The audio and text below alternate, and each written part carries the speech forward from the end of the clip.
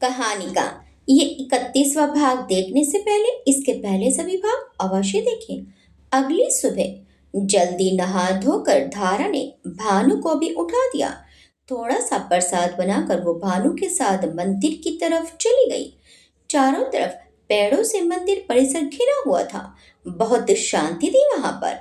वहां अभी कोई नहीं था। पंडित जी भी पूजा करके जा चुके थे। वहां जल्दी धूप की खुशबू पूरे मंदिर की हवा में बिखरी हुई थी। भगवान भोलेनाथ के समक्ष पुष्प अक्षत और प्रसाद समर्पित करके वो आंखें बंद कर मन ही मन पुतपुताने लगी। हाथ जोड़कर उसने बड़ी श्रद्धा से प्रणाम किया। भानु भी आंखें बंद करके हाथ जोड़े बैठा था। चले, उसने मुस्कुराकर कहा, दीदी कितना अच्छा लग रहा है यहाँ। भानु खड़ा होकर देखता हुआ बोला, हाँ बहुत अच्छा, लेकिन चलो, सुबह से कुछ खाया नहीं है। धारा बोली, हाँ, और अरिजीत भैया भी तो आने वाले होंगे, जल्दी चलो दीदी। भानु बोला और जल्दी जल्दी चलने लगा। तुम और तुम्हारे अरिजीत भैया, कहते हुए धारा को हंसी आ गई। अभी भी कितना भोला है भानु। वो लोग जब पहुंचे तो अरिजीत पहले से घर के आगे कार में बैठा उनका इंतजार कर रहा था। आज वो खुद कार लेकर आया था, ड्राइवर नहीं लाया था। उन्हें देखते ही वो कार से बाहर निकल आया। धारा का चेहरा खिला हुआ था। उसकी खुशी उसके चेहरे पर दिख रही थी। उसके हाथ में प्रसाद वगैरह देखकर वो समझ गया कि वो लोग मंदिर से लौट रहे हैं। अरिजीत बोला, मेरा इंतजार क्यों नहीं किया? मैं भी तुम लोगों के साथ मंदिर चल देता। वो कहकर मुस्कुराया। आपकी तरफ से भी हाथ जोड़ लिए थे मैंने, भानु ने हंसते हुए कहा। अरिजीत बोला, ओह स्मार्ट गाय। अरिजीत भी हंस पड़ा। फिर धारा की तरफ प्यार भरी नजरों से देखकर बोला, तैयार हैं आप लोग? धारा बोली, अंदर आ जाइए, ब्रेकफास्ट कर ले, फिर चलते हैं। धारा ने उसकी नजरों से उलझकर सर झुका लिया। अरिजीत ने पूछा, क्यों भानु भाई, अभी ब्रेकफास्ट नहीं हुआ? उसने भानु के कंधे पर हाथ रखा तो भानु बोला, भैया पहले मंदिर जाना था, ब्रेकफास्ट तैयार है बिल्कुल। कर लें फिर चलते हैं। मुझे तो लग रहा है कि आप भी सुबह सुबह बिना कुछ खाए ही भाग आए हैं, है ना दीदी? अरिजीत बोला, चलो देखते हैं कि आपकी दीदी ने क्या बनाया है। वो भानु के साथ अंदर आ गया। धारा ने बहुत सहजता से थाली निकाली और अरिजीत और भानु के लिए नाश्ता लगा दिया। अपना भी ले आओ धारा, पता चले तुम्हारे हिस्से का भी मैं खा गया। भानु बोला, नहीं, आपके लिए भी बनाया होगा दीदी ने, क्यों दीदी? हाँ, वो कहकर चाय बनाने की तैयारी करने लगी। रहने तो मेरे लिए बना रही हो तो मत बनाओ, अरिजीत ने टोक दिया। नहीं, सबके लिए बना रही हूँ, ठंडी देख रहे हैं कितनी हो रही है, धारा ने कहा। थोड़ी देर में वो लोग बाहर निकले तो गांव के सरपंच जी से मुलाकात हो गई। वो दो तीन लोगों के साथ बाहर ही खड़े थे। आपसे ही मिलने के लिए खड़े थे अरिजीत बाबू। सोचा लगे हाथ धारा और भानु के हालचाल भी पूछ लेंगे। अरिजीत ने अभिवादन में हाथ जोड़े तो उन्होंने कहा।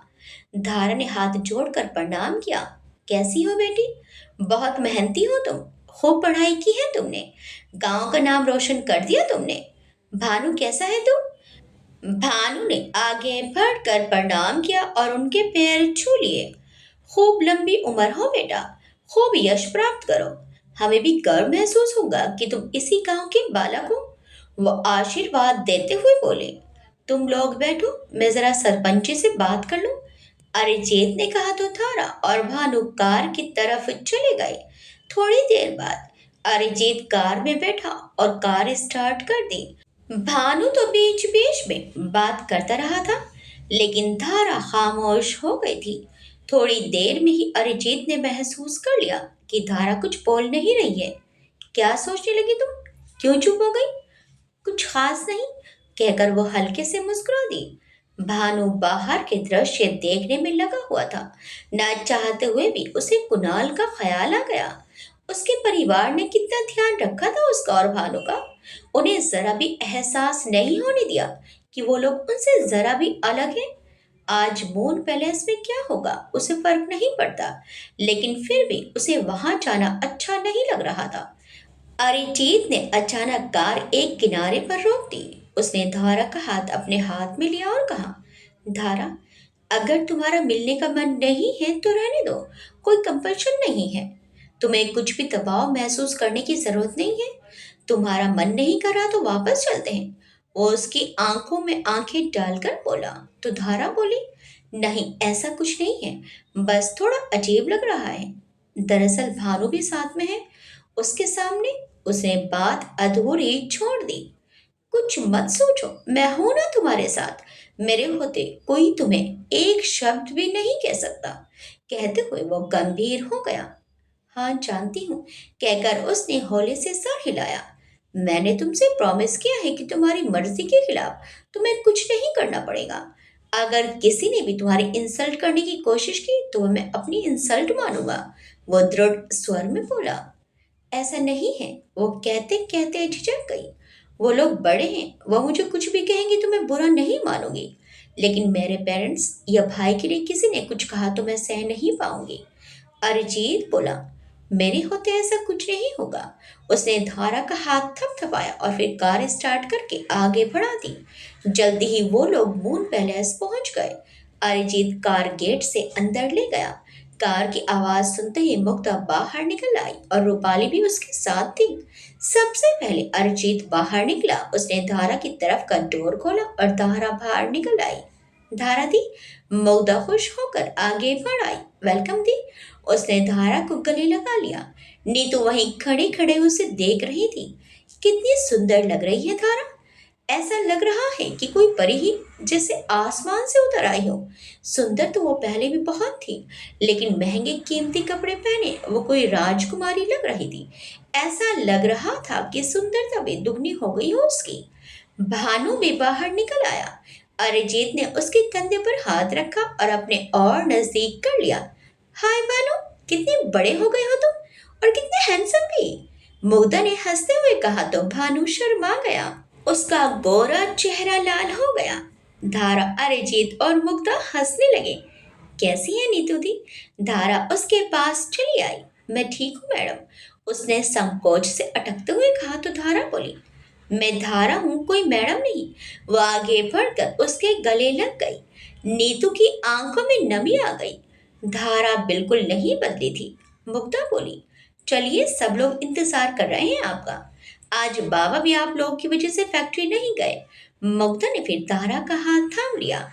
वो लोग बड़े हॉल की तरफ बढ़ गए। रघुवीर साहब और पवित्र जी वहीं बैठे हुए थे। धारा के पैर वहीं थम गए। रघुवीर साहब बोले, आओ धारा। रघुवीर साहब उसे देखते ही खड़े हो गए। हम लोग तुम्हारा ही इंतजार कर रहे थे। भानु आगे बढ़ा और रघुवीर साहब के पैर छूने झुकने लगा तो रघुवीर साहब उसे रोकते हुए बोले, अरे यंग मैन, गले मिलो हमसे। उन्होंने उसे अपनी बाहों में भर लिया। धारा ने हाथ जोड़कर उनका अभिवादन किया। भानु ने आगे बढ़कर पवित्रा जी के भी पैर छुए। खुश रहो, पवित्रा जी ने कहा। धारा ने पवित्रा जी की तरफ भी बिना कुछ बोले हाथ जोड़ दिए। पवित्रा जी ने होठों पर मुस्कुराहट लाकर उसकी तरफ सिर हिला दिया। उन्हें समझ नहीं आ रहा था कि उन्हें धारा को किस तरह मुखातिब करना चाहिए। मन में थोड़ी कसक थी कि धारा ने उनकी इतना विनती करने पर भी मून पैलेस आने से मना कर दिया था और अब उनके सामने खड़ी है। लेकिन रघुवीर साहब की चेतावनी भी उनके दिमाग में गूंज रही थी। वो धारा से जरा भी मिसबिहेव होने पर बहुत नाराज हो जाएंगे, ये वो जानती थी। धारा दी, बैठ जाइए। आओ भानु, तुम मेरे पास बैठो। मुग्धा ने भानु को अपने पास बैठने को कहा। वहां पहुंचकर भानु भी गंभीर हो गया था। वो चुपचाप बैठा हुआ था। माहौल कुछ तनावपूर्ण हो गया था। सब लोग खामोश बैठे थे। तुमने बहुत स्ट्रगल किया है बेटा। तुम्हारे पेरेंट्स का आशीर्वाद तुम्हारे साथ था, इसलिए आज इतनी हाईली एजुकेटेड होकर अच्छी जॉब कर रही हो। रघुवीर साहब ने बोझल वातावरण को हल्का करते हुए कहा। धारा बस मुस्कुरा दी। डॉक्टर मिदुल कैसे हैं? अब तो रिटायर्ड लाइफ बिता रहे होंगे। नहीं सर, अभी भी हॉस्पिटल जाते हैं। उनके एक मित्र का हॉस्पिटल है, धारा ने बताया। देखो बेटा, अब मैं नाराज हो जाऊंगा। वो थोड़ा सा सिर झुकाकर बोले, यहाँ सर कौन है? मुग्धा और अरिजीत मुझे बाबा कहते हैं। बाबा नहीं कह सकती तो अंकल कह लो, समझ गई? धारा चुप रही। अरिजीत ने बहुत ही सम्मान भरी नजरों से अपने बाबा को देखा। रघुवीर साहब भरपूर प्रयास कर रहे थे कि धारा अपने को अलग थलग ना महसूस करे। वहीं पवित्रा जी खामोश बैठी हुई उनकी बातें सुन रही थी। ऐसा लग रहा था जैसे पवित्रा सूर्यवंशी जी और धारा का सामना होगा तो पता नहीं क्या होगा, लेकिन ऐसा कुछ नहीं हुआ। धारा पवित्रा जी से थोड़ी खींची खींची रही और उनके बीच बहुत कम बातचीत हुई, लेकिन वैसा कुछ नहीं हुआ जैसा मुग्धा या अरिजीत को डर था। वैसे भी मुग्धा और अरिजीत ने उन दोनों का बहुत ध्यान रखा। लगातार अरिजीत उन्हीं के साथ बैठा रहा। मुग्धा ने कबीर से वीडियो कॉल के जरिए बात भी कराई। कबीर बहुत खुश था कि उसकी थोड़ी सी मेहनत रंग ले आई। उसने तो अरिजीत को हमेशा टूटा बिखरा हुआ और अस्त व्यस्त देखा था। अब अरिजीत और धारा के दमकते चेहरे देखकर उसे दिली संतोष मिला। उधर कुणाल को टेंशन हो रही थी कि पता नहीं धारा को कुछ गलत व्यवहार ना झेलना पड़ा हो। उसे अरिजीत पर भरोसा था, पर फिर भी उसका दिल आशंकित था। उसने डॉक्टर मिथुन को फोन किया और उनसे इधर उधर की बातें करते हुए धारा और भानु का हाल भी पूछ लिया। यह जानकर कि वो लोग मून पैलेस गए हुए हैं अरिजीत के परिवार से मिलने, उसका तनाव और बढ़ गया। वो चाहता था कि वो अब धारा के बारे में कुछ ना सोचे, लेकिन दिल था कि जिसे धारा के अलावा कुछ सोचता ही नहीं था। शाम को वो घर लौटा तो उसने विकास काकू से बात करने का फैसला किया। वो अभी भी बहुत नाराज थे, उससे भी सामान्य रूप से बात नहीं कर रहे थे, रूठे रूठे से थे। अब तो काफी दिन हो गए थे, फिर भी घर के लोग उससे अच्छी तरह से बात नहीं कर रहे थे। मून पैलेस में लंच के बाद अरिजीत उन लोगों को शॉपिंग के लिए लेकर निकल गया। कार में मुक्ता ने चाहा कि धारा आगे की सीट पर बैठ जाए, लेकिन धारा ने मुक्ता के पास बैठना पसंद किया।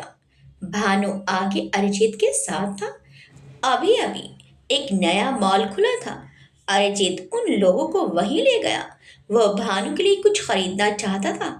धारा अंदर घुसी तो उसे वो दिन याद आ गया जब मुग्धा उसे शॉपिंग कराने के लिए लेकर आई थी। तब वो चाहकर भी कुछ खरीद नहीं पाई थी, लेकिन आज उसने भानु के लिए जमकर शॉपिंग की। मुग्धा और अरिजीत ने भी भानु और धारा के मना करते करते बहुत कुछ खरीद डाला। मुग्धा बोली, मना मत करो धारा दी, भाई को पहली बार कुछ खरीदते हुए देख रही हूँ। इतने दिनों से उन्होंने अपने लिए तक कुछ नहीं खरीदा। देख रही हूँ उनकी खुशी, बहुत खुश है वो।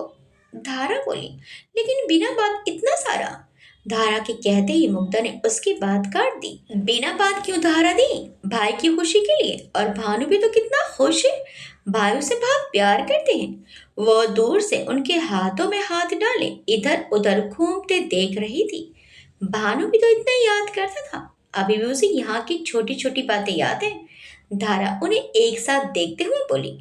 उसे अपना वो स्कार्फ याद आया जो अरिजीत ने चुपके से उसके सामान में रख दिया था और जो उसने आज तक संभाल कर रखा है। वहां से अरिजीत उन्हें एक ज्वेलरी स्टोर ले गया और धारा के लिए एक अंगूठी खरीदी। आज वो बहुत खुश था। पवित्रा जी अपने बेडरूम में थी।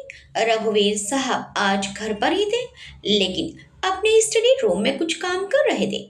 आज शॉपिंग के लिए जाते समय मुग्धा ने ऊपर आकर उन्हें बता दिया था कि वो लोग शॉपिंग के लिए जा रहे हैं, लेकिन जिस तरह से पहले उनसे पूछकर जाते थे वैसा कुछ नहीं था। अरिजीत भी ऊपर नहीं आया। पवित्रा जी का मूड खराब हो गया, लेकिन उन्होंने जाहिर नहीं होने दिया।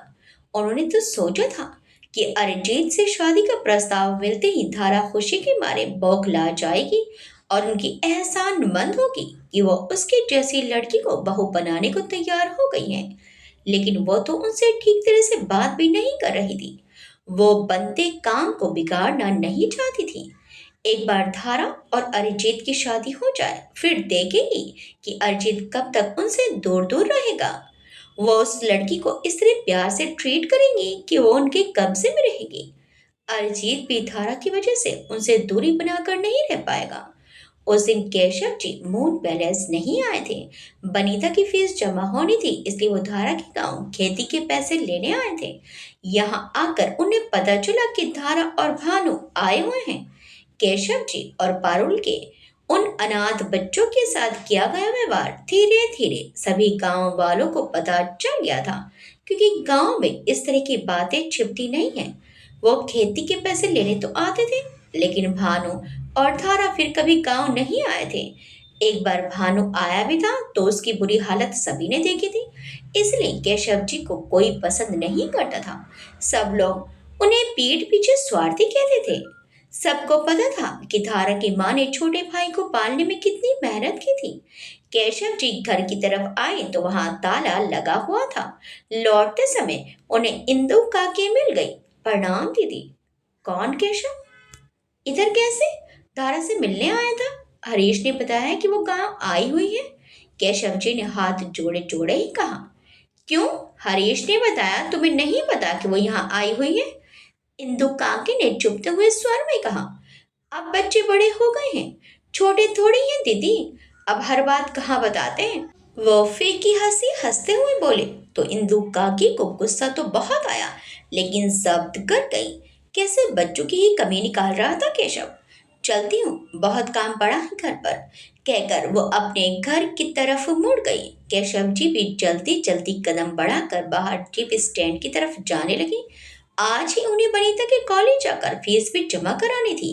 कहीं देर हो गई तो पारुल की डांट खानी पड़ेगी। केशव जी को अब कई बार अपनी दीदी के बच्चों से जलन महसूस होती थी। कुछ ना होते हुए भी उन्हें एक से एक मददगार मिलते गए। उन्हें अपने बच्चों को पालने में रात दिन मेहनत करनी पड़ी और धारा उसे सहज ही डॉक्टर मितुल मिल गए, जिन्होंने उनकी जिंदगी संवार दी। पारुल सही कहती है, दूसरे के बच्चे हमेशा दूसरे के ही रहते हैं, अपने बच्चे ही माँ बाप के काम आते हैं। जीप स्टैंड आ गया था। वो जल्दी से जीप में सवार हुए और जीप उनके गांव की तरफ चल दी। इधर शाम को जब वो लोग घर लौटे तो धारा ने वापस अपने घर जाने की इच्छा जताई। मुग्धा ने बहुत जिद की, लेकिन उसने नरमी से मना कर दिया। सुरेश को भेज दो, वो छोड़ आएगा, पवित्रा जी ने कहा। मैं जा रहा हूँ मॉम, अरिजीत ने धीमे लेकिन दृढ़ स्वर में कहा। ध्यान से जाना बेटा, और ज्यादा समय लगी तो वहीं रुक जाना, रात में मत चलना, रघुवीर साहब ने समझाया। तो अरिजीत बोला, नहीं पापा, रुकने की जरूरत नहीं पड़ेगी, सीधा सा रास्ता है और रोड भी अच्छी है, मैं 2 घंटे में आ जाऊंगा। वहां गांव में वो कैसे रहेगा? पवित्रा जी ने मुस्कुराते हुए कहा। तो रघुवीर साहब का चेहरा कड़ा हो गया। क्यों मॉम? भाई को तो आदत हो गई होगी, वो कोलाड में भी तो रहे थे, मुग्धा ने बात संभालते हुए कहा। वो लोग वापस लौट रहे थे तो धारा ने पूछा, आपकी कुणाल से बात हुई क्या? तुम्हें गांव छोड़कर लौटा था तब उन्हें बताया था कि आज भानु और धारा को गांव छोड़कर आया हूँ। अच्छा ठीक है वो, मैंने फोन किया तो उन्होंने नहीं उठाया, धारा ने उदास होकर कहा। धारा, उन्हें थोड़ा समय दो, वो इस समय कैसी मनस्थिति में होंगी तुम समझती तो हो, घर के लोग भी उनसे नाराज चल रहे हैं। अरिजीत उसे देखते हुए बोला। हाँ, वाकई हमारे लिए उन्होंने सबकी नाराजगी मोल ले ली, अरिजीत बोला। धारा, कुणाल जैसा इंसान बहुत मुश्किल से मिलता है, उसने अपने सपने हमारी आंखों में सजा दिए। कुणाल ने मुझे मेरी जिंदगी से मिलाया है, सारी जिंदगी भगवान से यही मांगूंगा कि कुणाल को जिंदगी में बहुत खुशियां मिले, अरिजीत कहते हुए भावुक हो गया। चांदनी रात थी और अब अंधेरा हो गया था, लेकिन चांदनी छिटकी हुई थी। भानु पिछली सीट पर सो गया था। वो लोग गांव के नजदीक पहुंच गए थे। रात के हल्के अंधेरे में धारा का चेहरा चमक रहा था। उसके घने घुंघराले बाल हवा में उड़ रहे थे। अरिजीत के मन में संतुष्टि की एक गहरी लहर उठी। धारा के लिए उसका प्यार दिनों दिन और बढ़ता जा रहा था। मन कर रहा था कि दुनिया की सारी खुशियां लेकर उसके कदमों में डाल दें, उसके जीवन में दुख की छाया भी ना पड़े। सफर इतना खूबसूरत था कि अरिजीत के दिल की गहराई से दुआ निकली कि अब उसका और धारा का कभी साथ ना छूटे। अभी पूरी तरह रात नहीं हुई थी, लेकिन गांव में सन्नाटा छा गया था। कोई भी बाहर नहीं दिखाई दे रहा था। मौसम भी काफी ठंडा था। भानु सुबह से घूमते फिरते इतना थक गया था कि कार में बैठते ही सो गया था। घर पहुंचकर उसे उठाया तब वो उठा। अरिजीत उसे पकड़कर अंदर तक छोड़ आया। चलूं अब? उसने आंगन में खड़े होकर पूछा। हाँ, समय से निकल जाइए, काफी समय हो गया, धारा ने चिंतित भाव से कहा। तो अरिजीत बोला, और मेरे जाने का मन ना हो तो? अरिजीत की मुग्ध आंखें धारा के चेहरे पर जमी थी। धारा ने उसके चेहरे के भाव देखे और छेप कर नजरें झुका ली। अरिजीत की प्यार भरी नजरों ने उसकी पलकें झुका दी थी। अरिजीत प्यार से बोला, रोकोगी नहीं मुझे? वो धीरे से उसके पास अपना चेहरा ले आया। धारा धीमे से बोली, कैसे रोकूं? सब लोग आपका इंतजार कर रहे होंगे। अरिजीत आंखों में प्यार भरकर बोला, वहां जाकर भी तुम्हारे ख्यालों में ही खोया रहूंगा, तुम्हें याद करता रहूंगा। उसने धारा का चेहरा अपने हाथों में भर लिया। तुम्हें मेरी याद नहीं आएगी क्या? धारा खामोश रही। चांद ऊपर आ गया था। चांदनी ने वहां की हर चीज पर एक जादुई सा घेरा डाल दिया था। धारा का देवीय सौंदर्य उसे अपनी तरफ आकर्षित कर रहा था। वो चांदनी में नहाई सफेद पत्थर की मूर्ति ही लग रही थी, लेकिन उसकी पलकें बार बार झुकी जा रही थी और भावनाओं के ज्वार को ना संभाल पाने की वजह से उसके होंठ कपकपा रहे थे। अरिजीत की नजर उसके चेहरे पर थी और हाथ उसके हाथों में। अरिजीत ने अपने हाथ में लिए उसके हाथ को चूम लिया। धारा विवश सी मना भी नहीं कर पा रही थी। पता नहीं कितने क्षण वो यूं ही एक दूसरे में खोए हुए खड़े रहे। अचानक एक पक्षी तेज आवाज में चीखता हुआ ऊपर से निकला। दोनों ही चौंक कर ऊपर आसमान की तरफ देखने लगे। अब आप जाइए, पहुंचकर फोन जरूर कर दीजिएगा, कहकर धारा ने अपना हाथ छुड़ा लिया। तो अरिजीत बोला, ओके, तुम भी अपना ध्यान रखना, कहकर अरिजीत ने गहरी सांस ली और बाहर निकल आया। धारा भी उसके पीछे पीछे आकर खड़ी हो गई। वो निकल गया तो धारा ने सावधानी से दरवाजा बंद किया और अंदर आ गई। भानु अपने बिस्तर में घुसकर सो गया था। आज की शॉपिंग के बैग्स वहीं रखे हुए थे। वो एक बार फिर अपनी शॉपिंग देखने लगी। आज दिन में मितुल दादा से बात हुई थी तो उन्होंने बताया था कि कुणाल का फोन आया था और वो उन लोगों के बारे में भी पूछ रहा था। लेकिन जब उसने फोन मिलाया तो कुणाल ने फोन नहीं उठाया। उसने सारी चीजें संभाल कर एक तरफ रखी और कपड़े चेंज करके अपने बिस्तर में घुस गई। भानु सो ही गया था और वो भी थकान की वजह से लेट गई। अभी तक अरिजीत का फोन नहीं आया था। वो लेट कर उसके फोन का इंतजार करने लगी। इधर मुंबई में, काकू अंदर आ सकता हूँ? कुणाल ने दरवाजे पर दस्तक दी तो किताब हाथ में लेकर बैठे उसके काकू ने मुड़कर देखा लेकिन कुछ बोले नहीं। कुणाल उनकी चुप्पी को ही उनकी स्वीकृति मानकर अंदर चला आया। काकी और माम मंदिर गए हुए थे। क्या पढ़ रहे हैं आप? वो बेतकल्लुफी से कहता हुआ उनके पास बैठ गया। काकू ने कोई जवाब नहीं दिया। वो अपनी नजरें अपनी किताब में गड़ाकर पढ़ने का नाटक करने लगे। कब तक यूं ही नाराज रहोगे आप? वो झुंझुला उठा। मेरी नाराजगी की बड़ी परवाह है ना तुम्हें? काकू ने गुस्से भरी आवाज में व्यंग किया। तो कुणाल बोला, क्यों परवाह क्यों नहीं है? अब आप ऐसी बातें करोगे? उसने उनकी तरफ शिकायत भरी नजरों से देखा। क्यों नहीं करूंगा? काकू बोले, अब तुम्हें हमारी क्या जरूरत है? कोई भी निर्णय लेने के लिए स्वतंत्र हो, कुछ भी करो, पूछने की क्या जरूरत है? वो वाकई गुस्सा थे। कुणाल बेचारगी से बोला, काकू 1000 बार ये बातें हो चुकी हैं, कितनी बार समझाऊं मैं आपको? आप क्यों नहीं समझना चाहते? नहीं समझना मुझे, वो गुस्से से बोले। तो कुणाल असहाय भाव से बोला, लेकिन क्यों नहीं समझना चाहते? वो भी नाराज हो गया। तो काकू बोले, जिस दिन तुम अपनी जिंदगी में आगे बढ़ जाओगे उस दिन मैं तुम्हें माफ कर दूंगा, समझे तुम? अब जाओ यहाँ से, कुछ नहीं सुनना चाहता हूँ मैं। वो कुणाल की तरफ पीठ घुमा कर बैठ गए। कुणाल निराश भाव से कुछ देर तक उन्हें निहारता रहा, फिर बाहर निकलने लगा। कुछ याद आते ही वो फिर मुड़ा और बोला, अच्छा ठीक है, मुझसे नाराज रहोगे तो रह लो, लेकिन डॉक्टर मिथुन ने आपका क्या बिगाड़ा है? उनसे बात क्यों नहीं कर रहे हो आप? सब कुछ तो उसी का किया धरा है। वो अपने होठों में बुदबुदाए। क्या कह रहे हो आप? वो पलटकर पास आ गया।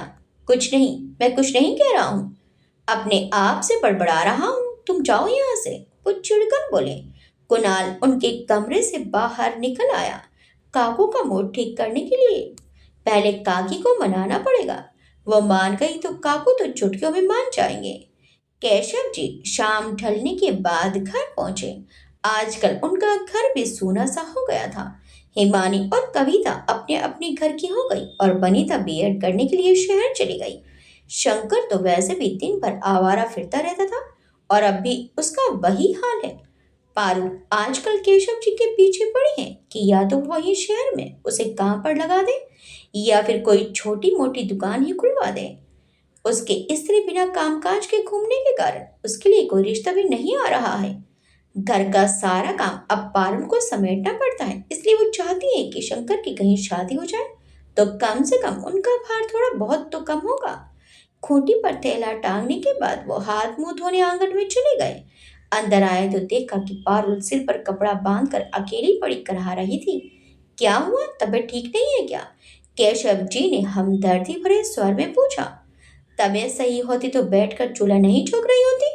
मुझे तो जैसे ऐसे पड़े रहने का शौक है। वो फिर करहाने लगी। उन्होंने पूछा, शंकर कहाँ है? शंकर का मुझे क्या पता, वो कुछ बताकर जाता है कभी?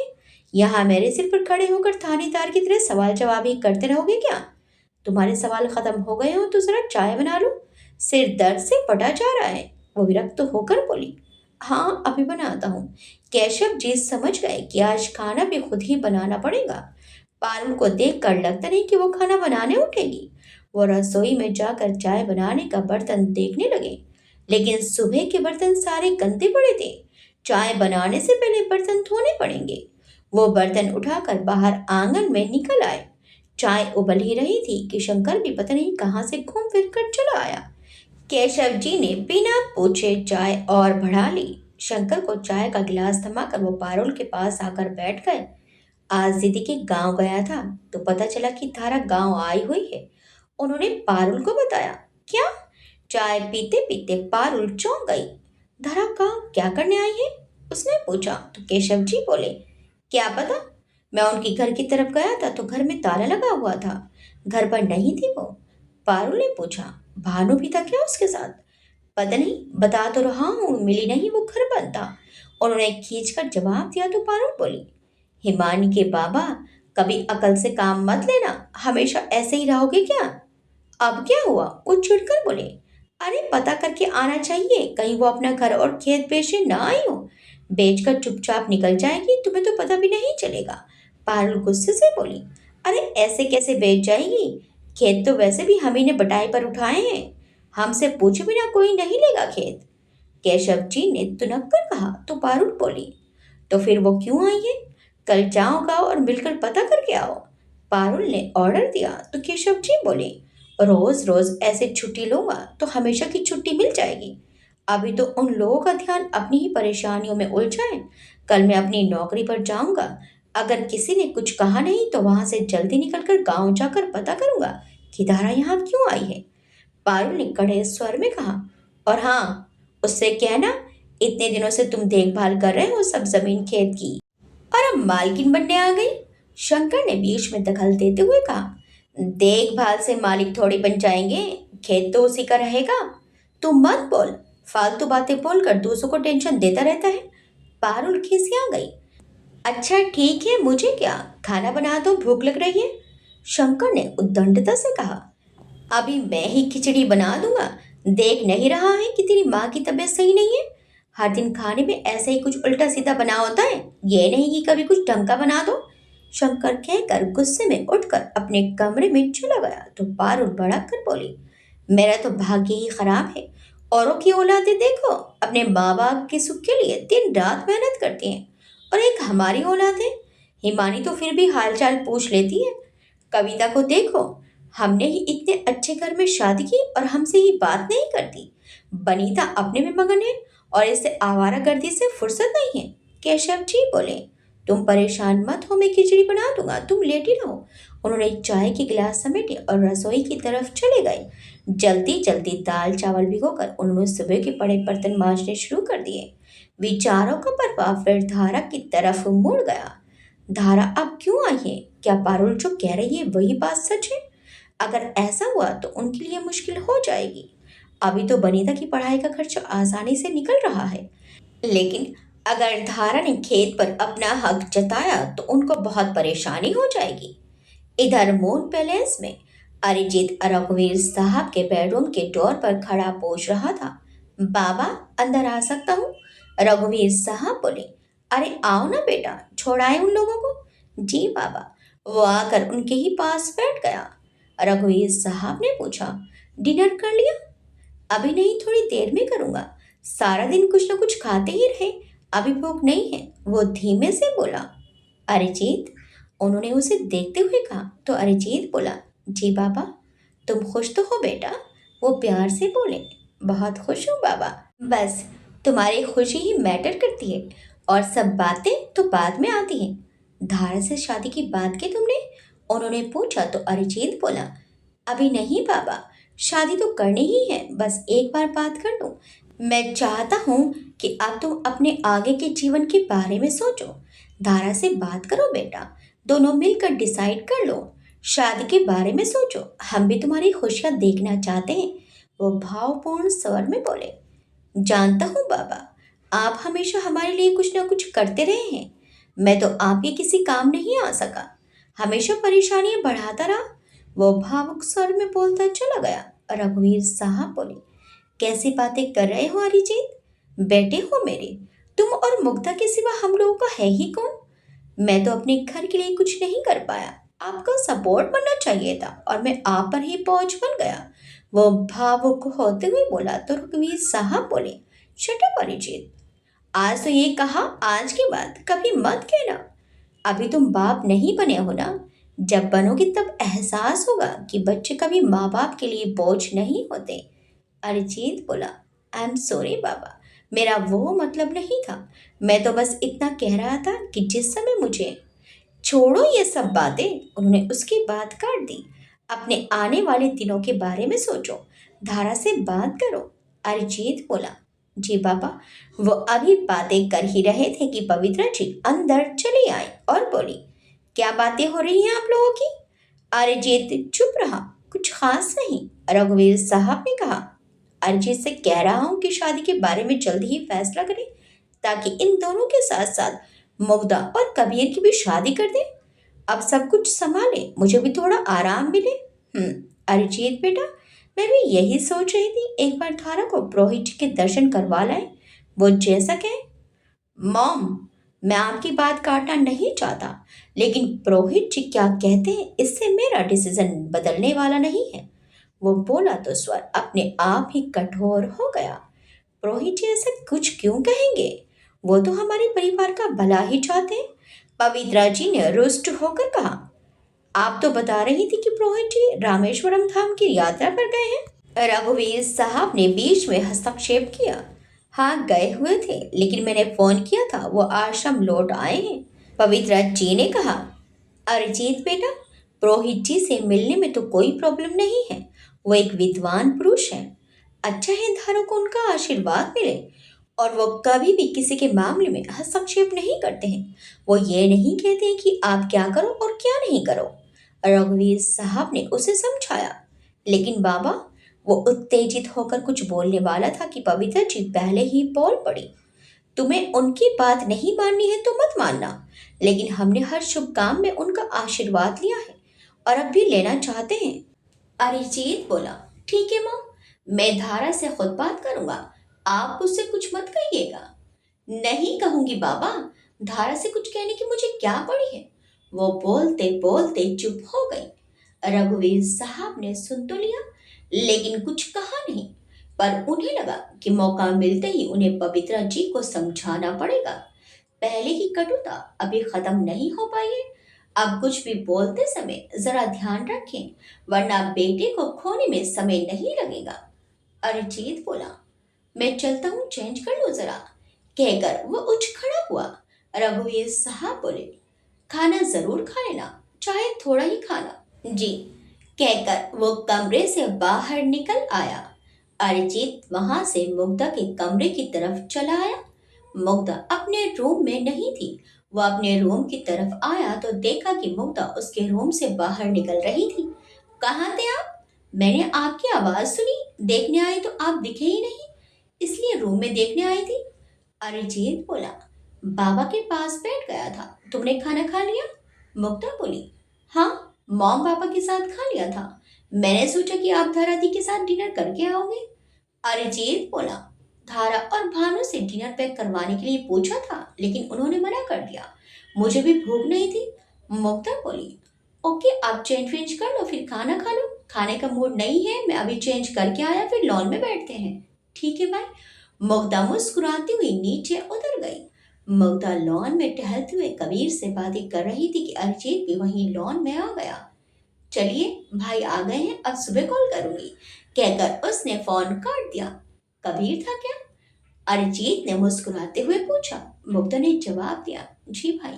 तो अरिजीत बोला, क्या कह रहे थे कबीर भाई साहब? मुग्धा बोली, आपके और धारादी के बारे में पूछ रहे थे। कह रहे थे धारादी गांव क्यों चली गई, वो और भानु मूल बैलेंस में क्यों नहीं ठहरे। तुमने बताया नहीं कि धारा कितने खुश है अपने गांव जाकर। अरिजीत ने कहा तो मुग्धा बोली, बताया ना, भानु और धारा दी कितने खुश हैं अपने घर जाकर। वैसे भाई आज तो उन्हें यही रोक लेते आप। अरिजीत बोला, अभी उसका गांव में रहने का मन है तो रह लेने दो, फिर तो मेरे साथ ही रहेगी। मुग्धा ने उत्सुक होकर पूछा, आपने क्या सोचा है? अरिजीत ने चौंक कर पूछा, किस बारे में? मुग्धा खुश होकर बोली, शादी के बारे में। जल्दी कर लो, मैं खूब इंजॉय करना चाहती हूँ आपकी शादी में। लो, अभी बाबा मुझसे शादी के लिए कह रहे थे और अब तुम भी। कहकर वो हंसा तो मुग्धा बोली, अब सब कुछ ठीक हो गया है तो ज्यादा इंतजार क्या करना। फिर दोनों हंस दिए। पता नहीं कितनी देर तक दोनों बातें करते रहे। अरिजीत अपनी बहन को अपने फ्यूचर प्लान्स बताता रहा और वो भी बीच बीच में कुछ ना कुछ बोलती रही। चलो, बहुत समय हो गया, अब मैं सोने जा रहा हूँ। अरिजीत उठते हुए बोला।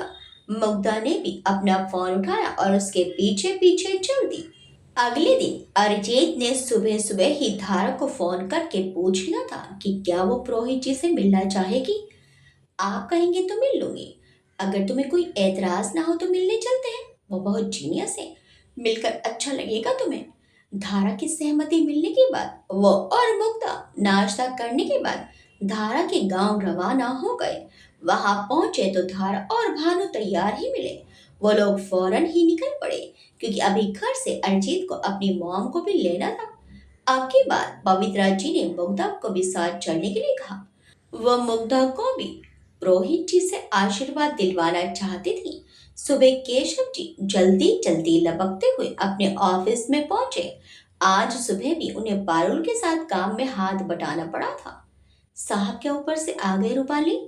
रूपाली ऑफिस में चाय देने आई तो केशव जी ने उससे पूछ लिया। अभी नहीं, रूपाली ने जवाब दिया।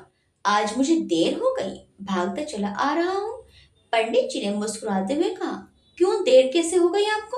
रूपाली ने पूछा तो केशव जी बोले, अरे क्या बताऊं बेटी, घरवाली की तबीयत खराब हो गई थी। अब लड़कियां तो है नहीं जो घर के काम संभाल लें। रूपाली बोली, मैं चलती हूँ पंडित जी, और उन लोगों को चाय दे दूं, फिर सबका नाश्ता लगाना है मुझे। देख कर आऊं कि नीतू तूने नाश्ता बनाया कि नहीं। और रूपाली ने चाय की केटल उठाई और बाहर निकल गई। केशव जी चाय पीते हुए अपने काम में लग गए। इधर अरिजीत सबको लेकर आश्रम पहुंच गया। पुरोहित जी से पवित्रा सूर्यवंशी जी ने पहले ही बात कर ली थी, इसलिए उन्होंने अपने काम पहले ही निपटा लिए थे, जिससे पवित्रा जी और उनके परिवार को इंतजार नहीं करना पड़े। उनका एक शिष्य उन्हें पुरोहित जी के कमरे तक छोड़ गया। आश्रम का वातावरण काफी शांत था। चारों तरफ हरियाली फैली हुई थी। अभी अभी शायद हवन समाप्त हुआ था, जिसकी खुशबू सारे वातावरण को सुगंधित कर रही थी। पुरोहित जी के शिष्य अपने अपने कामों में व्यस्त थे। पुरोहित जी के कक्ष में बैठकर वो लोग उनकी प्रतीक्षा करने लगे। मुग्धा भी आश्रम काफी समय बाद आई थी। धारा के चेहरे पर तनाव की लकीरें देखकर अरिजीत उसे आश्वस्त करने के लिए उसकी तरफ देखकर मुस्कुरा दिया। व्योमवर्त पुरोहित जी के कक्ष में प्रवेश करते ही वो सब लोग प्रणाम करते हुए खड़े हो गए। अरिजीत ने आगे बढ़कर उनके चरण स्पर्श किए। उन्होंने हाथ सिर पर रखकर उसे आशीर्वाद दिया और सबसे बैठने को कहा। सब पर होती हुई उनकी नजर धारा पर पड़ी और उसी पर जम गई। पवित्रा जी ने भी नोटिस कर लिया था कि पुरोहित जी की नजर धारा पर थी। उन्होंने मुग्धा और धारा से आगे बढ़कर गुरुजी को प्रणाम करने को कहा। अब की बार बहुत दिनों में आई हो बेटी। मुग्धा के प्रणाम करते समय वो बोले। जी गुरुजी। मुग्धा हंस दी। बेटियां कितनी जल्दी बड़ी हो जाती हैं। कल तक आश्रम आकर खेलती कूदती रहती थी। पुरोहित जी का सफेद धाड़ी से घिरा चेहरा हंसी से उद्भासित हो उठा। इसके विवाह की तिथि निश्चित हो गई क्या? उन्होंने स्नेह भरे स्वर में पूछा। आप ही बताएंगे तिथि? आपके बिना कैसे निश्चित होगी गुरुजी? पवित्रा जी ने हाथ जोड़कर कहा। अभी तो एक और शादी के लिए आपका आशीष चाहिए गुरुजी। धारा आशीर्वाद लो गुरुजी से।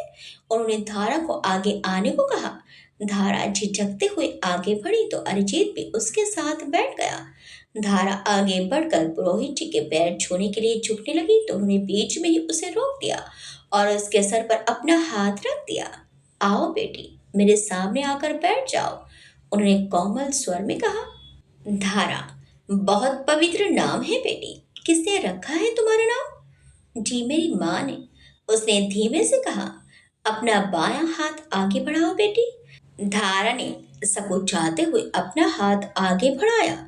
उन्होंने उसका हाथ अपने हाथों में थाम लिया। बहुत सुंदर, साक्षात माँ लक्ष्मी का स्वरूप हो बेटी। तुम्हारा चेहरा ही देव्य नहीं है, बल्कि तुम्हारा भाग्य भी बहुत अच्छा है। बचपन कष्ट में बीता होगा। माता पिता जल्दी ही साथ छोड़ गए। उन्होंने ध्यान से उसका हाथ देखते हुए कहा तो धारा की आंखें छलछला आई। रो मत बेटी, सब कुछ अच्छा होगा तुम्हारे लिए, वो स्नेह भरे स्वर में बोले। वो भाई है तुम्हारा। उन्होंने भानु की तरफ इशारा किया। जी गुरुजी। धारा और अरिजीत दोनों के मुंह से एक साथ निकला। पुरोहित जी स्नेह भरे अंदाज में मुस्कुरा दिए। अरिजीत तुम कैसे हो? जी बढ़िया गुरुजी, अरिजीत ने आदर पूर्वक कहा। उन्होंने आगे पूछा, अब स्वास्थ्य कैसा है? अरिजीत ने कहा, अब तो बिल्कुल ठीक हूं मैं। इन लोगों को आश्रम नहीं दिखाओगे? हमने अपने आश्रम में बहुत सुंदर व्यवस्था कर रखी है, दिखाओ उन लोगों को। वो मुस्कुराते हुए बोले। जी गुरुजी, कहकर अरिजीत उठ गया। वो समझ गया था कि गुरुजी को जरूर मॉम से कुछ बात करनी होगी। धारा, मुक्ता और भानु उसके साथ साथ बाहर निकल आए। बहुत सुंदर है, कितनी शांति है यहाँ। धारा ने पेड़ों के झुंड से घिरे हुए हरे भरे आश्रम को देखते हुए कहा। हाँ, मैं बहुत दिनों बाद आई हूँ। गुरुजी ने और काफी सारा काम करवाया है यहाँ।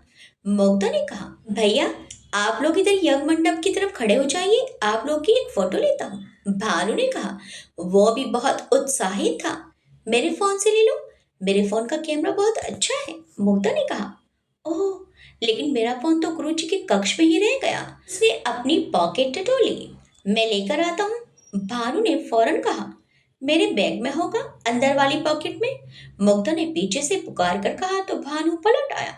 मुग्धा दीदी, आप ही ले आइए, आपके बैग का मुझे पता नहीं है, वो कहता हुआ वापस लौट आया। रुको, मैं लाता हूँ, अरिजीत ने कहा और पुरोहित जी के कक्ष की तरफ बढ़ गया।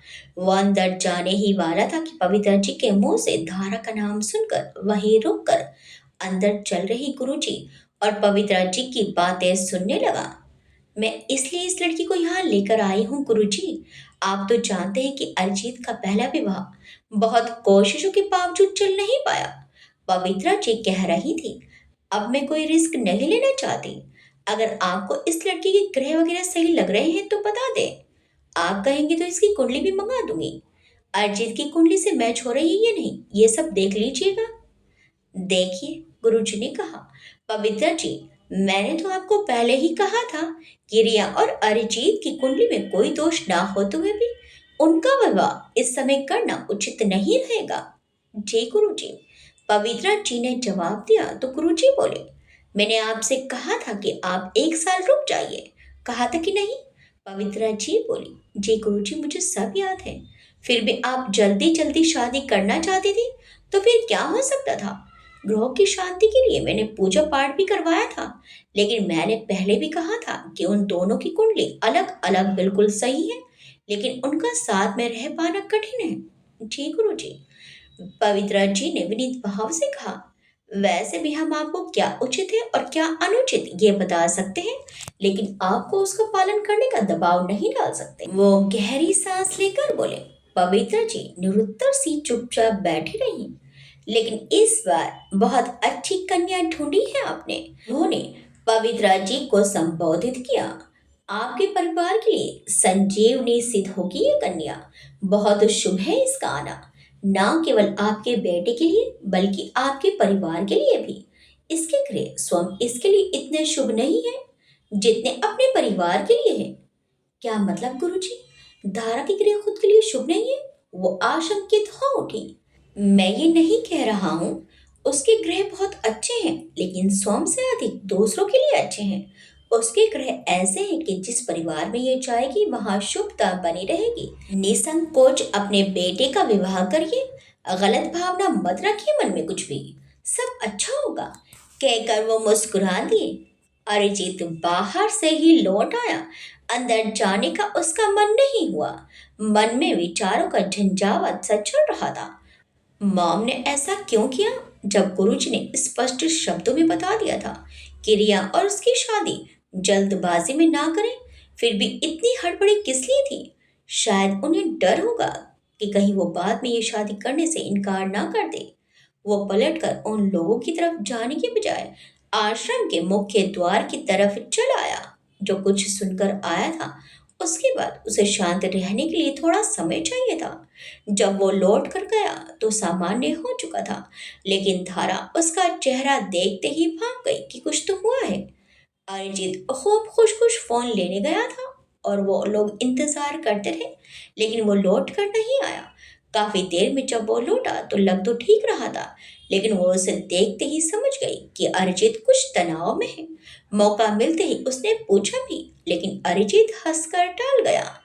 मोड़ पर रेस लौट कर वो लोग कार से उतरकर अंदर जा रहे थे कि केशव जी सामने पड़ गए। धारा और भानु को देखकर वो मोबाइल देखते रह गए। वो लगभग 4-5 साल बाद धारा को देख रहे थे। ऐसा लग रहा था कि किसी परी ने छड़ी घुमाकर दोनों भाई बहन को आमूल चूल बदल दिया हो। धारा तो पहले ही बहुत खूबसूरत लगती थी और अब तो कीमती कपड़ों में बिल्कुल अलग ही दिखाई दे रही थी। भानु खूब लंबा हो गया था और गोरा चिट्टा गुलाबी रंगत वाला किशोर भानु पहले के भानु से कहीं से भी मेल नहीं खा रहा था। चलो मुक्ता, हम अंदर चलते हैं। धारा को अपने मामा जी से मिलने दो, अरिजीत ने गंभीर होकर मुग्धा से कहा और उसे और अपनी मॉम को लेकर अंदर चला गया। धारा अपनी जगह ही ठिठक कर खड़ी रह गई थी। केशव मामा की सूरत पर नजर पड़ते ही पुरानी सारी बातें उसको याद आ गई। भानु भी वहीं खड़ा खड़ा देख रहा था। धारा भानु का हाथ पकड़कर आगे बढ़ गई। प्रणाम मामा। उसने भौचक के खड़े केशव जी को हाथ जोड़कर प्रणाम किया। भानु ने भी धारा की देखा देखी हाथ जोड़ दिए। धारा, तू यहाँ? वो हक बकाकर बोले। मुझे तो अपनी आंखों पर भरोसा ही नहीं हो रहा था कि ये तू है। कितनी बदल गई है, और भानु बेटा कितना लंबा हो गया है तू। बिल्कुल अपने बाबा की तरह लग रहा है। इसकी भानु की पढ़ाई तो चल रही होगी। अब गांव में रह ही क्या गया है? मैं कल गांव गया था, तुम्हारी खेती बाड़ी की देख रेख भी तो करनी पड़ती है। वहीं पता चला कि तुम लोग आए हुए हो। घर मिलने गया था लेकिन तुम लोग मिले नहीं। वह हड़बड़ाहट में लगातार बोले जा रहे थे। लेकिन यहाँ कैसे? क्या फिर से यहाँ काम शुरू कर दिया धारा? वो बारी बारी से दोनों के चेहरे देख रहे थे तो धारा बोली, नहीं मामा, बस मिलने आए थे। धारा ने धीमी आवाज में कहा, ओह, तभी मैं कहूँ, गांव में रहोगी या वापस लौट जाओगी? अभी धारा कुछ बोल भी नहीं पाई थी कि वो फिर कहने लगे।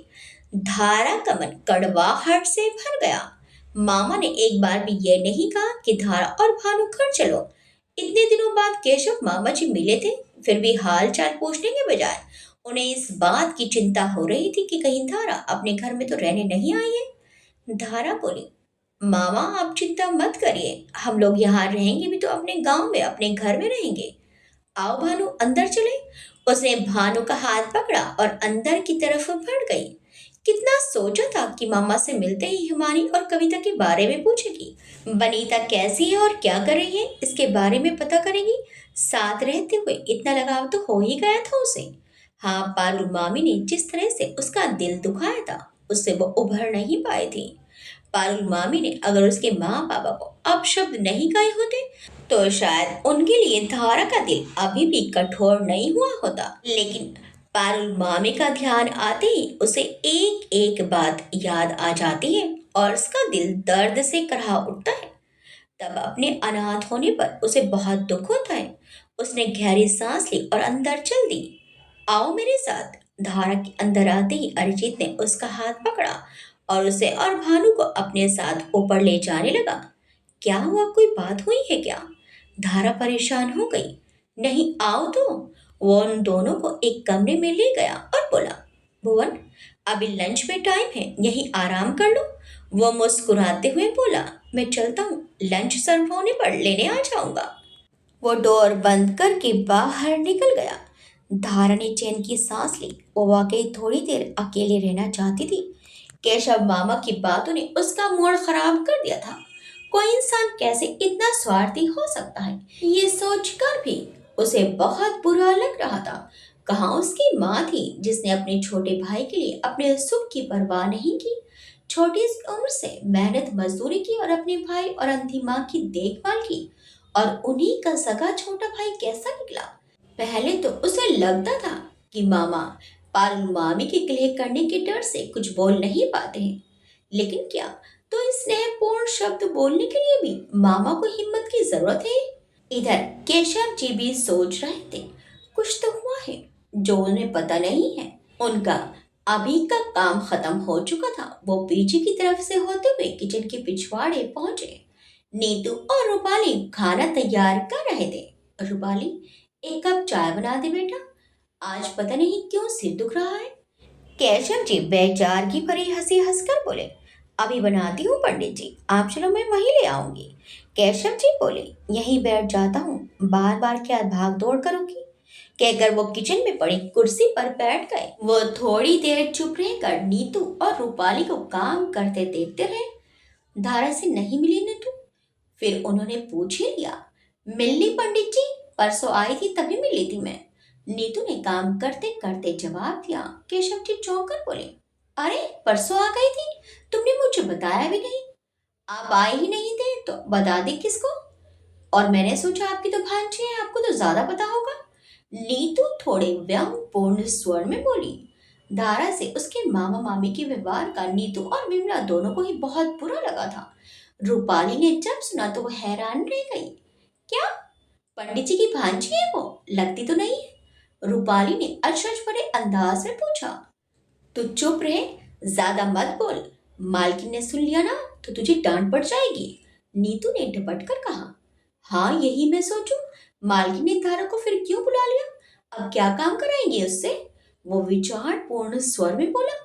अरे राम, पंडित जी को कुछ पता ही नहीं है। रूपाली ने चाय का कप उनके सामने रखते हुए कहा, क्या पता नहीं है मुझे? धारा मैडम काम करने नहीं आई है। रूपाली राज भरे अंदाज में बोली। फिर किस लिए आई है? रूपाली, ज्यादा पंचायत मत कर, नीतू ने फटकारा। अपने काम से काम रखो। क्या हुआ, अब तुम दोनों मुझसे भी बातें छुपाओगी? वो तनिक रुष्ट होकर बोले। बता दो ना दीदी, वैसे भी पंडित जी को तो पता चल ही जाएगा। पंडित जी, आपके तो मजे हो जाएंगे। धारा मैडम की छोटे साहब से शादी जो हो रही है। रूपाली ने मुस्कुराते हुए कहा। क्या? केशव जी का चाय का घूंट उनके गले में अटक गया और वो तेज तेज खांसने लगे। अरे पंडित जी, संभाल कर। रूपाली ने उनकी खांसते खांसते लाल हो गई शक्ल देखकर कहा। क्या जरूरत है तुझे इतना बोलने की? पंडित जी को अपने आप पता चल जाता। नीतू ने रूपाली को डांटते हुए कहा। केशव जी ने अचरज से पूछा, नीतू, क्या ये सच कह रही है? ऐसा कैसे हो सकता है? वो बहुत हैरान हो रहे थे। वो रूपाली को झिड़क कर बोली, ये पागल लड़की है, कहाँ इसकी बातों में आ रहे हैं।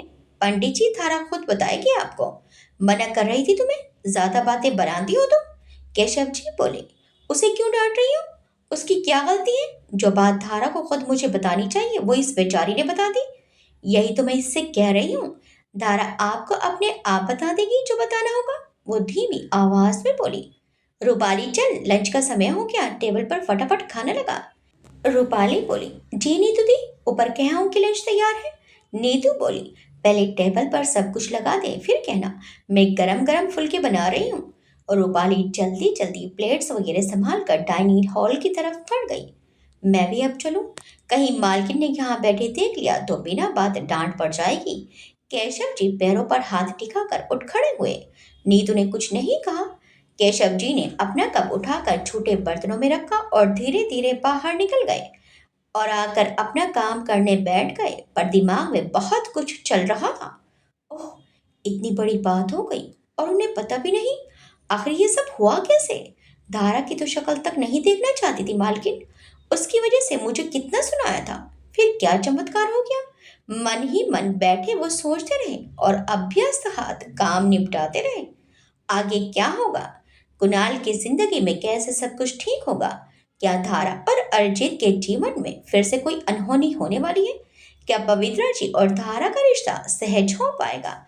अरिजीत और धारा की शादी में कोई विघन तो नहीं होने वाला? देखिए इस कहानी के अगले भाग में। आपको ये कहानी कैसी लगी हमें कमेंट्स करके जरूर बताइएगा। वीडियो अच्छी लगी तो वीडियो को लाइक शेयर सब्सक्राइब करना मत भूलिएगा। मिलते हैं इस कहानी के अगले भाग में। Till then bye bye.